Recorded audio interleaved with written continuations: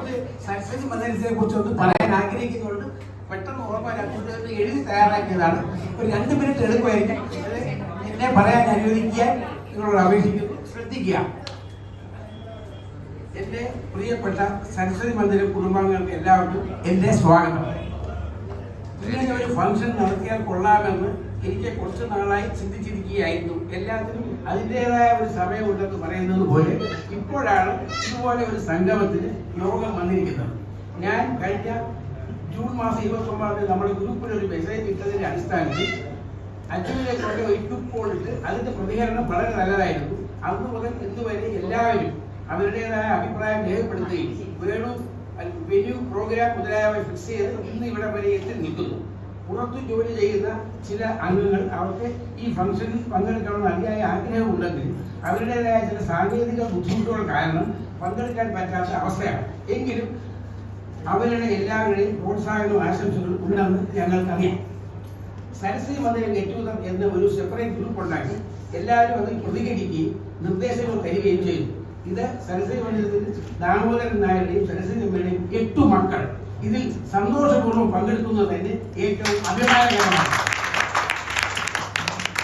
നമ്മുടെ 2ാം തലമുറയും 3ാം തലമുറയിൽപ്പെട്ട അംഗങ്ങൾക്ക് ഒരു പക്ഷേ എന്തായിരുന്നു സരസ്വതി മന്ദിരം എന്ന് മുഴുവനായും ഉൾക്കൊള്ളുവാൻ സാധിച്ചിട്ടില്ല. ഒരു പരിധി വരെ ചില അംഗങ്ങൾക്ക് ചില കേട്ടറിവുണ്ട്. എങ്കിലും വളരെ ചുരുക്കത്തിൽ ഞാൻ ചിലത് പറയാൻ ആഗ്രഹിക്കുന്നു. ദാമോദരൻ നായർ എന്ന ഞങ്ങളുടെ അച്ഛൻ ചേർത്തലയിൽ നിന്നും അദ്ദേഹത്തിന്റെ കൗമാര പ്രായത്തിൽ കൊല്ലത്തേക്ക് വരികയും സരസ്വതി അമ്മയെ വിവാഹം കഴിച്ച് ഒരു വാടക വീട്ടിൽ താമസം തുടങ്ങുകയും ചെയ്തു. ഒരു കടയുടെ അക്കൗണ്ടന്റ് പഴയ രീതിയിൽ പറഞ്ഞ കണക്കപ്പിള്ള ആയി ജോലി ചെയ്ത് ക്രമേണ ഒരു സ്വന്തം ബിസിനസ് സ്റ്റാർട്ട് ചെയ്ത് നല്ല രീതിയിൽ നടത്തിക്കൊണ്ടുവരികയും അങ്ങനെ മൺചേച്ചി മുതൽ ഹൈമ വരെയുള്ള ഒരു കുടുംബത്തിന്റെ ഗ്രഹനാഥനുമായി അച്ഛനും അമ്മയും അവരുടെ ജീവിതം ആരംഭിച്ചു.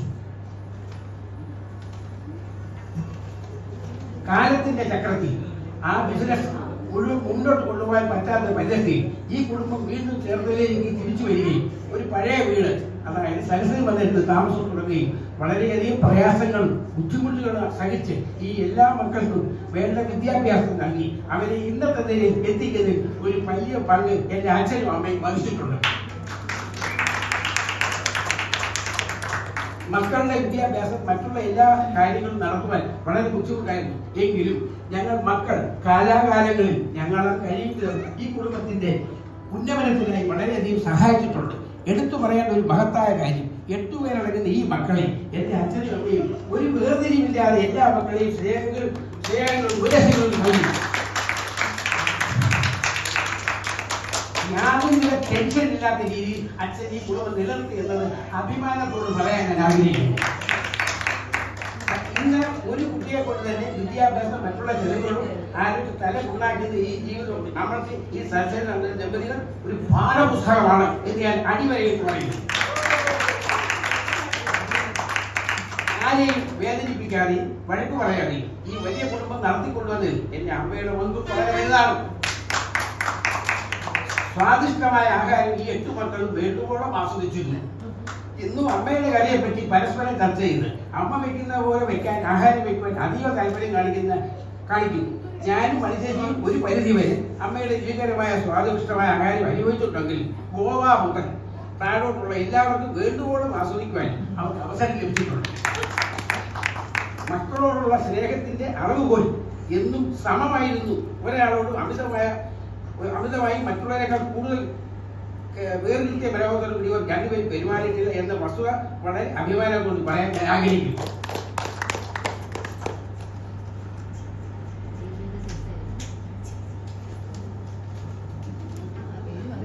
വളരെ അനുഭവങ്ങൾ പ്രത്യേകിച്ച് ഗോവ മുതൽ മറ്റുള്ളവർക്ക് ഓർക്കാൻ ഒരുപാട് ഉണ്ടാകുമെന്ന് പറയാൻ ആഗ്രഹിക്കും. എങ്കിലും ഒരു സംഭവം കേട്ടറിവിന്റെ അടിസ്ഥാനത്തിൽ ഞാൻ പറയാൻ ആഗ്രഹിക്കുന്നു. നിത്യേന നമ്മുടെ വീട്ടിൽ സരസ്വതിയിൽ പഴയവർക്കറിയാം, മത്സ്യം കൊണ്ടുവരുന്ന ഒരു മീൻ വാങ്ങിയ കാശ് കൊടുക്കുന്നതിൽ ഹൈവയുടെ കയ്യിൽ ഞാൻ സൂക്ഷിച്ചത് കൊടുത്ത് അന്നത്തെ ഒരു വലിയ 5 രൂപ നാണയം കൂടി എടുത്തു കൊടുത്ത് അത് അച്ഛൻ അറിയാതെ എടുത്തു കൊടുത്തു. ഹൈവ വന്ന് നോക്കിയപ്പോൾ 5 രൂപ കാണാത്തത് കൊണ്ട് അച്ഛൻ ഇതെനിക്ക് വലിയ തന്നതായിരുന്നല്ലോ എന്ന് പറഞ്ഞപ്പോൾ കൊടുത്ത നേരം എൻ്റെ അച്ഛൻ എൻ്റെ വീട്ടിൽ കാണുന്നില്ല.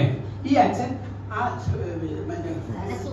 സരസു നമ്മുടെ ശാസ്ത്രക്കാരെ അവരുടെ അംഗീകാരി ഇരിക്കുന്ന അവിടെ വരെ പോയി ആ 5 രൂപ തൊട്ട് വാങ്ങി തിരിച്ചു കൊണ്ടുവന്ന് ഈ അയവഴകി തിരിച്ചു കൊണ്ടു. ഇത്രത്തോളം മക്കളെ സ്നേഹിക്കുകയും അവരുടെ വിചാരങ്ങൾ മനസ്സിലാക്കുന്ന ഒരു അച്ഛൻ്റെ മക്കളായി ഞങ്ങൾ ജനിച്ച് ഏറെ അഭിമാനമുള്ളത് ഞാൻ പറയും. കൂടുതൽ പറയാനുണ്ടെങ്കിലും മറ്റുള്ളവർക്ക് വേണ്ടി അവസരം കൊടുക്കാനും ഞാൻ അധികം പറയുന്നില്ല. കാലാകാലങ്ങളിൽ ഓരോ പെൺമക്കളെ കല്യാണം കഴിച്ചയപ്പിക്കുകയും അവർക്ക് വേണ്ട ഉപദേശവും നൽകി ഇന്ന് ഇങ്ങനെ ഒരു സരസ്വതി മുതൽ വളർന്ന് വലുതാക്കി ഇത്രയും കരുതലോടെ കുടുംബം നിലനിർത്തി അച്ഛനും അമ്മയ്ക്കും ഞങ്ങളുടെ സ്നേഹത്തിന്റെയും ആത്മാർത്ഥതയും പൂച്ചൊക്കെ സമർപ്പിക്കുന്നു. ഈ അവസരത്തിൽ ഞങ്ങൾക്ക് 8 പേർക്ക് പങ്കെടുക്കാൻ കഴിഞ്ഞത് എന്നുള്ളത് തന്നെ വലിയ മഹാഭാഗ്യം. എന്റെ അച്ഛനും അമ്മയും സ്വർഗത്തിൽ നിന്നും ഇത് കാണാൻ കഴിയട്ടെ എന്ന് ഞാൻ ആഗ്രഹിക്കുന്നു. ഈ സന്ദർഭത്തിൽ രമണീയുടെ ഒരു കുറവ് മാത്രം അനുഭവപ്പെടുന്നു എന്നുള്ളത് എടുത്തു പറയും. അങ്ങനെ ഇന്നത്തെ ഈ ഗെറ്റ് ടുഗദർ കൂട്ടായ്മ എന്റെ അച്ഛനും അമ്മയ്ക്കും വേണ്ടി ഡെഡിക്കേറ്റ് ചെയ്യുന്നു. ഇന്നത്തെ ഈ ഫംഗ്ഷൻ നല്ല രീതിയിൽ നടക്കട്ടെ എന്ന ആശ്വാസത്തോടെ എന്റെ വാക്കുകൾ ഉപസരിക്കുന്നു. എല്ലാവർക്കും വേണ്ടി നമസ്കാരം, നന്ദി.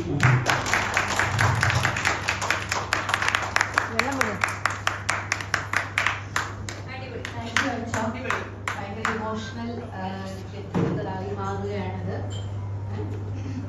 എല്ലാവരും പഴയ കഥകളൊക്കെ കേട്ട്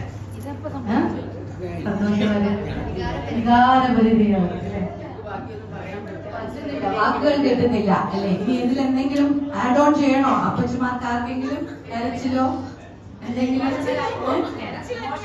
ഇമോഷണൽ ആയിക്കോട്ടെ വാക്കുകൾ ആരെങ്കിലും മിസ് ചെയ്യുന്നുണ്ടെങ്കിൽ പറയാം. ചിറ്റപ്പൻ, രാജൻ ചിറ്റപ്പൻ,